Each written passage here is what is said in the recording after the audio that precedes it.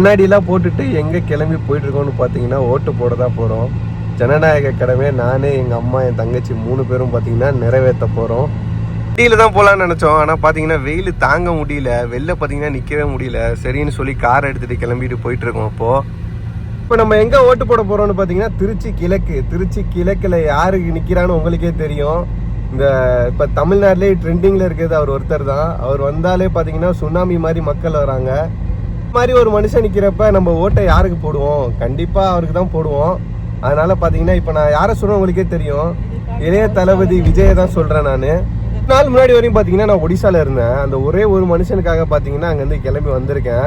ஆஃபீஸில் கஷ்டப்பட்டு பர்மிஷன் கேட்டு பார்த்தீங்கன்னா அங்கேருந்து வந்தேன் நான். அந்த ஒரே ஒரு மனுஷனுக்காக தான், எல்லாமே அந்த ஒரு மனுஷனுக்காக தான். கண்டிப்பாக அவர் நம்மளை நம்பி தான் இங்கே நிற்கிறாரு. நம்ம தான் பார்த்தீங்கன்னா அவரை கண்டிப்பாக ஜெயிக்க வைக்கணும். அவருக்கு ஒரு ஓட்டு கூட மிஸ் ஆகாமல் போய் போட்டுருணும் தான் நான் அங்கேருந்து கஷ்டப்பட்டு கிளம்பி வந்தேன். இதுதான் பார்த்தீங்கன்னா திருச்சி வரகநேரியோட டோல் பூத்து. ஓட்டு போட போகிறப்போ தான் சொல்கிறாங்க பார்த்தீங்கன்னா மொபைல் ஃபோன்லாம் உள்ளே அலோடு இல்லைன்ட்டு. மொபைல் ஃபோனை பார்த்தீங்கன்னா என்ட்ரன்ஸ்லேயே பார்த்தீங்கன்னா சப்மிட் பண்ணிட்டேன். ஒரு டோக்கன் ஒன்று கொடுத்தாங்க. தளபதியோட ஃபோட்டோவை படத்தில் தான் பார்த்துருக்கேன். ஃபஸ்ட்டு டைம் எங்கள் ஏரியா வரகநேரியில் பார்க்குறேன். என்ன தான் இந்த லிஸ்ட்டை பார்க்குறப்ப குஷியாக இருந்தாலும் பார்த்தீங்கன்னா விஜய்ங்கிற பேரில் பார்த்தீங்கன்னா நிறையா பேர் இருந்தாங்க.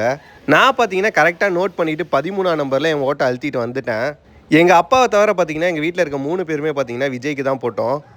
வீட்டில் பார்த்தீங்கன்னா எத்தனையோ ஸ்டிக்கர் ஒட்டி இருந்துச்சு. ஆனால் விஜய் ஸ்டிக்கரை பிக்க மட்டும் எனக்கு மனசு இல்லை. இதுக்கு முன்னாடி திமுக ஸ்டிக்கர், அப்புறம் ஏடிஎம்கே ஸ்டிக்கர் ஒட்டி இருந்துச்சு. அதெல்லாம் பார்த்தீங்கன்னா பிச்சு எரிஞ்சிட்டு. ஆனால் இதை பிக்க மனசு வரல. ஸோ காய்ஸ், வெயிலில் சுற்றி பார்த்தீங்கன்னா ஃபேஸே வீணாக போயிடுச்சு. ஸோ ரொம்ப சூடாக இருந்துச்சு. பார்த்தீங்கன்னா ஐஸ்கிரீம் சாப்பிட்றேன். ஓட்டு போட்டு பார்த்தீங்கன்னா ஐஸ்கிரீம் சாப்பிட்றது நல்லா தான் இருக்குது. நான் மட்டும் தான் வீட்டில் ஐஸ்கிரீம் வாங்கினேன், வேறு யாருமே வாங்கலை. நான் மட்டும் தான் பார்த்தீங்கன்னா ஐஸ்கிரீம் சாப்பிட்டுருக்கேன். உங்களுக்கே பார்த்தா தெரியும் எங்கள் ஃபேஸ் எவ்வளோ டேன் ஆயிடுச்சுண்டு. ஃபுல்லாக டேன் ஆயிடுச்சு.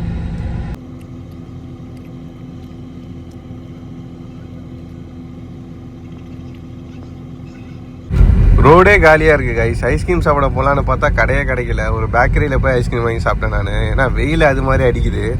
இங்கே பாருங்களேன், எல்லா கடையுமே மூடி இருக்குது. எங்கே பார்த்தாலுமே கடை மூடி தான் இருக்குது. மளிகை கடையை தவிர மிச்சம் எல்லா கடையுமே மூடி தான் இருக்குது. இங்கே பாருங்கள், எல்லா கடையுமே மூடிதான் இருக்குது. எங்கேயுமே கடை திறந்தே இல்லை.